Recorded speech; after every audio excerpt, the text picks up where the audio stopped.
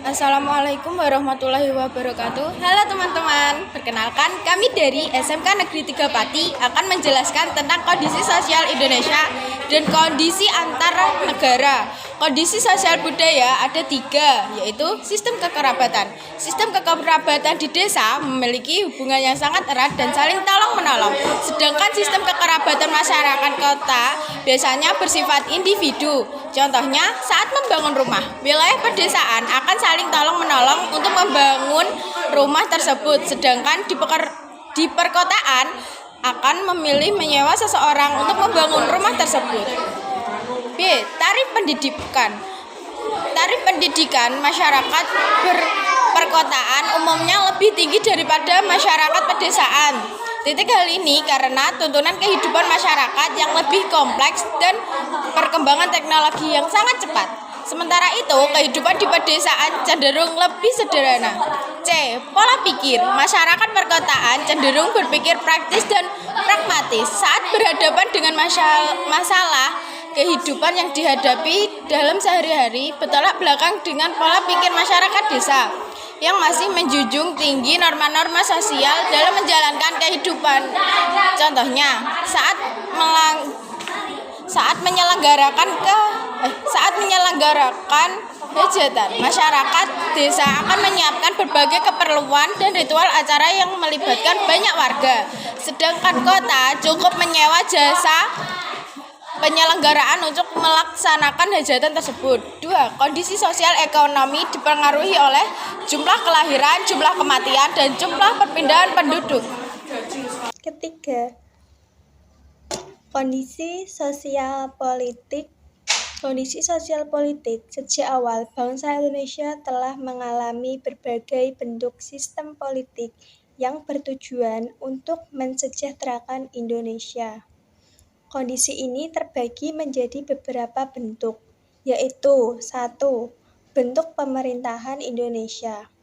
Indonesia merupakan negara republik dengan kedaulatan tertinggi berada di tangan rakyat, yang dijalankan berdasarkan asas demokrasi dan presiden sebagai kepala negara. Setiap rakyat memiliki hak yang sama untuk memilih dan dipilih kepala negara. Kedua, sistem politik Indonesia meliputi beberapa hal, di antaranya 1. Sistem politik yang dijalankan berdasarkan asas demokrasi, yang berarti kekuasaan berada di tangan rakyat dan berlandaskan pada ideologi Pancasila dan Konstitusi Undang-Undang Dasar 1945, yaitu sila keempat yang berbunyi kerakyatan yang dipimpin oleh hikmat kebijaksanaan dalam pemusyawaratan perwakilan. Kedua, pasal 27 ayat 1 dan pasal 28 ayat 1 serta ayat 3. Kondisi sosial politik luar negeri, prinsip politik bebas aktif. Ketiga, aktivitas politik. Aktivitas politik terbagi menjadi 2, yaitu aktivitas politik dalam negeri meliputi pemilu, unjuk rasa, dan dialog terbuka. Dan kedua adalah aktivitas politik luar negeri, meliputi pertukaran duta negara dan membina persahabatan serta kerjasama antar negara di dunia dalam bidang sosial budaya, ekonomi, iptek, pertahanan, keamanan. Kerjasama antar negara merupakan hubungan yang dijalin antar dua negara atau lebih dalam berbagai bidang untuk mencapai tujuan yang sama. Kerjasama adalah kegiatan atau usaha yang dilakukan oleh beberapa orang untuk mencapai tujuan yang sama. Contohnya, seperti kerjasama antar negara dibagi menjadi 3. 1. Kerjasama bilateral. 2. Kerjasama regional. 3. Kerjasama multilateral. Kerjasama antar negara dibagi menjadi 3. 1. Kerjasama bilateral. 2. Kerjasama regional. 3. Kerjasama multilateral. Kerjasama bilateral adalah hubungan antara dua negara dengan tujuan saling menguntungkan kedua belah pihak, menjaga kepentingan nasional, menjaga perdamaian, kesejahteraan ekonomi. Kerjasama regional adalah kerjasama antara negara-negara di kawasan yang melibatkan lebih dari 2 negara. Contohnya, ASEAN yang anggotanya berasal dari berbagai wilayah di Asia Tenggara. Ketiga, kerjasama multilateral. Kerjasama multilateral merupakan bentuk kerjasama yang melibatkan lebih dari 2 negara atau kelompok. Kerjasama tersebut tidak memandang regional wilayah. Contoh kerjasama multilateral adalah sebagai berikut. A. Perserikatan Bangsa-Bangsa atau United Nations. 1. Struktur organisasi PBB untuk menjalankannya antara lain sebagai berikut. A. Majelis Umum atau General Assembly.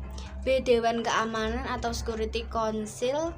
C. Dewan Ekonomi dan Sosial atau Economic and Social Council.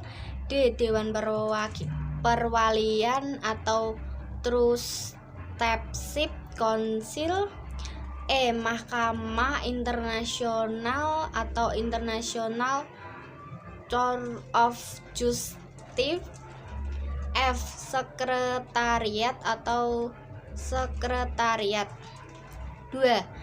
PBB juga memiliki lembaga-lembaga khusus yang menangani berbagai permasalahan, di antaranya UNESCO yang menangani bidang pendidikan dan kebudayaan, WHO yang menangani bidang kesehatan, UNHCR yang menangani masalah pengungsian, serta lembaga khusus lain yang jumlahnya saat ini mencapai 17 lembaga. B. World Trade Cancer Organization atau WTO. C. International Monetary Fund atau IMF. D. Organization of Islamic Cooperation atau OIC.